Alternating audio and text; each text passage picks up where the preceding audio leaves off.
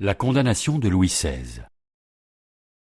Extrait de l'appel nominal des 16 et 17 janvier 1793 à la Convention. Document conservé au Centre historique des Archives nationales.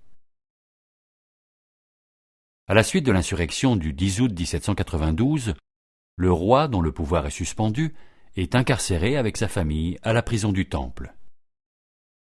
Le 3 décembre 1792, la Convention, nouvelle assemblée élue au suffrage universel, le déclare jugeable et s'institue haute cour de justice. Les députés, après avoir voté à la quasi-unanimité la culpabilité de Louis XVI et refusé de soumettre la décision de l'Assemblée aux électeurs, doivent se prononcer sur la peine. Ces questions font l'objet d'un vote nominal qui engage donc chaque député personnellement. Sur une page d'un cahier de 17 feuillets manuscrits de 35 sur 24 cm figure une partie de la liste des députés appelés à se prononcer les 16 et 17 janvier 1793 sur la sentence de condamnation de Louis XVI. Les députés sont classés par département. Sur ce feuillet figurent les députés de Paris et une partie des députés du Pas-de-Calais. En face de chaque nom se trouve la teneur du vote du député. Les numéros figurant dans la colonne de gauche ont probablement permis le décompte des députés qui ont voté la mort. On remarque parmi les députés de Paris de nombreux hommes en vue parmi les montagnards. Les frères Robespierre, Danton, Collot d'Herbois, Billaud-Varenne, Camille Desmoulins, Marat, David.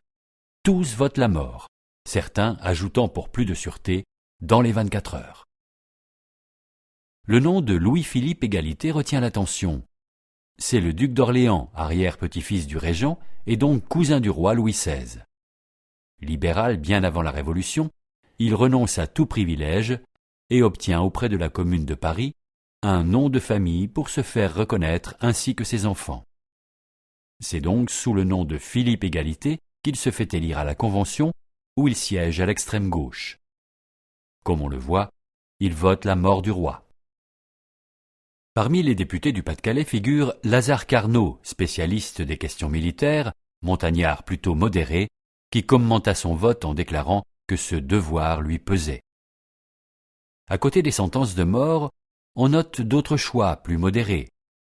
La détention jusqu'à la paix suivie du bannissement.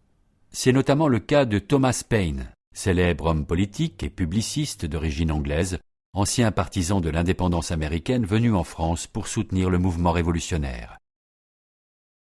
Au final, la peine de mort fut votée à une voix de majorité.